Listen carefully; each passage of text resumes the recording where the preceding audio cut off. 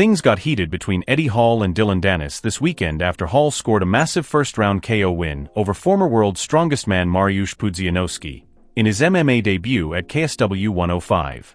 Hall finished Pudzianowski, who was making his 28th pro MMA appearance, in just 30 seconds.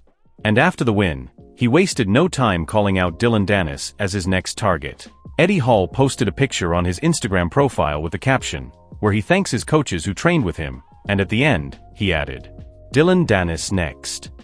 Danis fired back on social media, calling Hall a fatty. But in a new interview with Ariel Helwani, Hall doubled down, and then some. Second in that, I would say that Dillon Danis would be a great fight. Again, just because it'd just be fun to get in there with a world champion who has publicly said he would beat me. So let's find out. If you think you can beat me, I think I can beat you. Let's find out. And I think that could lead on to a lot of interesting things. And Dillon Danis may not be a good striker, but he is one of, if not the best in the world at jiu-jitsu. And you put a world champion jiu-jitsu against a 150 kilo ex-world strongest man, what happens? And I think that is entertainment. I think that is something people want to see. So Misfits, KSW, whoever, make that fight happen. I want to rip Dillon Danis' arms and legs off his torso. Oh dear. Before we continue, press the subscribe button to help the channel. Michael Bisping believes that Kamaru Usman may have to think about retiring if he suffers a loss to Joaquin Buckley in their upcoming fight at UFC Atlanta on June 14th. During a discussion on his YouTube channel, Bisping shared his thoughts. Could this be the end of Kamaru Usman's career if he loses this fight? I have nothing but the utmost respect and admiration for him. He's a great guy, an incredible fighter, and an outstanding ambassador for the sport. But at 37, with not much activity recently, if he ends up losing 4 in a row, maybe it's time to step away. I'm not saying this lightly, he's a solid individual, but we know Joaquin Buckley is coming into this fight with everything he's got. This is the most important fight of Buckley's career. While every fight feels big, this one really could be the deciding factor. Buckley's only 30, with so much potential ahead of him. You've probably already seen that it's popular on social media to discuss what would happen if 100 people fought against a gorilla. This question was also asked to MMA fighters, and here's what they had to say. Which fighters would you choose? Let us know in the comments. Could 100 men take down one gorilla? You saying the humans have no weapons? No weapons, just hands. Yeah.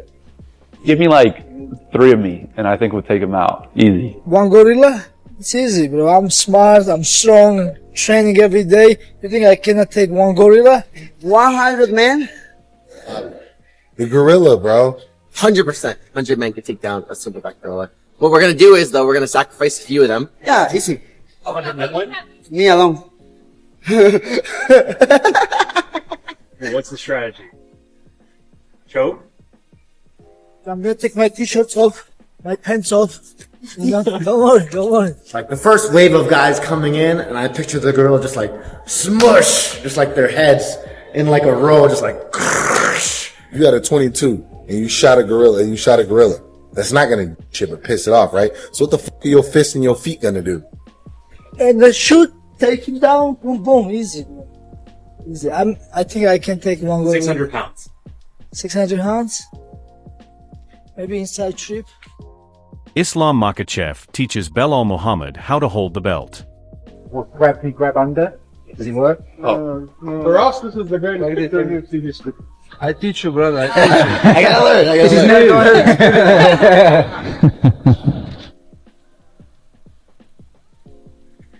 Okay, and then belt down, belt up. Perfect. Arman Tsarukyan spoke about a potential fight. Arman Tsarukyan hasn't been scheduled for a fight in a while, however, he has a grappling match on May 2nd, and after that, he hopes to secure a fight. In one of the interviews, he said, "At the moment, I'm not focusing on a fight, but instead preparing for a wrestling competition. It's the Dubai Super Fight, and it's going to attract a lot of attention, with the media and the crowd hyping it up. It's been a year since I last competed in grappling, so I'm excited to get back into it this month. By mid-May, we'll know when my next fight will happen. Ideally, I'd love to face Oliveira again, as he's ranked second, or maybe Justin Gaethje, a fresh name on the scene. I just want to win and get back in the mix for a title shot. Islam Makhachev taunts Usman Nurmagomedov just before his terrifying jump. Эй, тут видео идет, ты уже задний не можешь дать, Усман.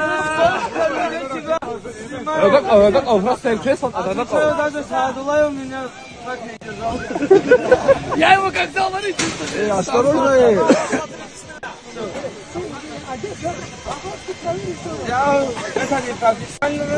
А я бок пойду. Можно сбоку сниму.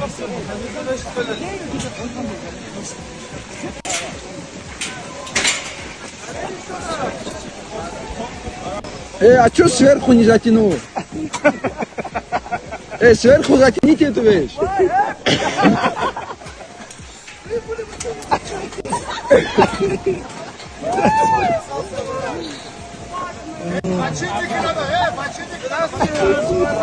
Усман!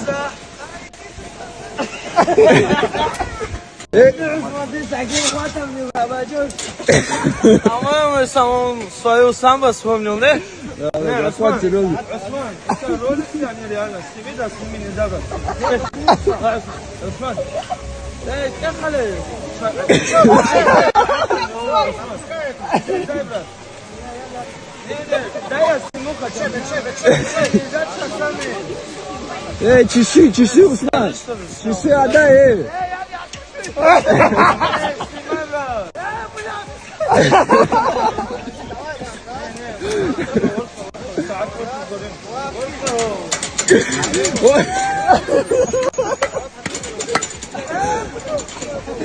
Он напряжен очень. Усман, расслабься,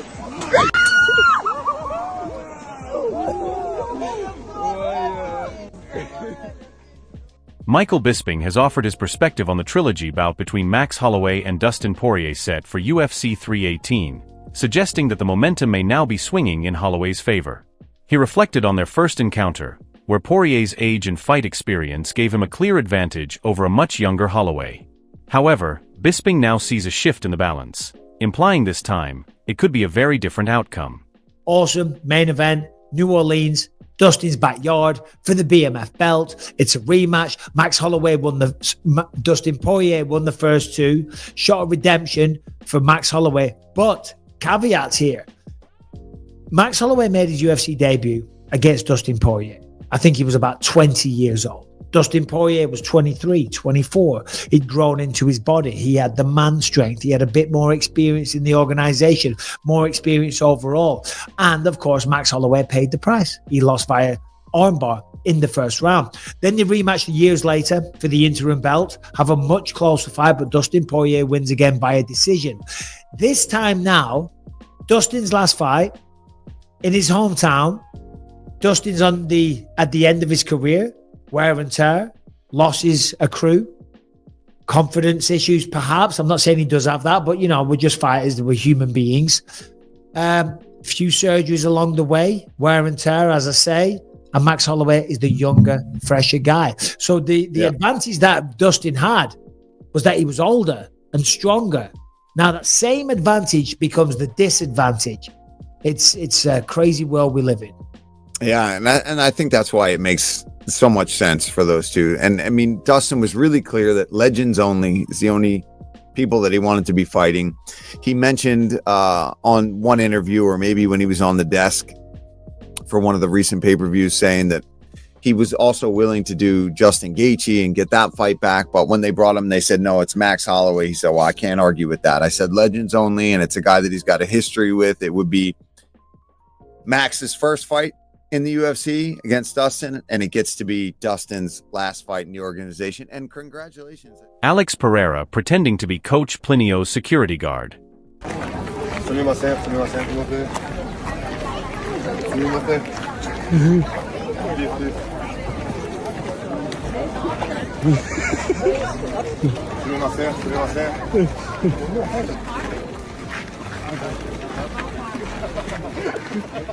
Cormier suggests the BMF belt could vanish if Poirier defeats Holloway at UFC 318 and walks away from the sport.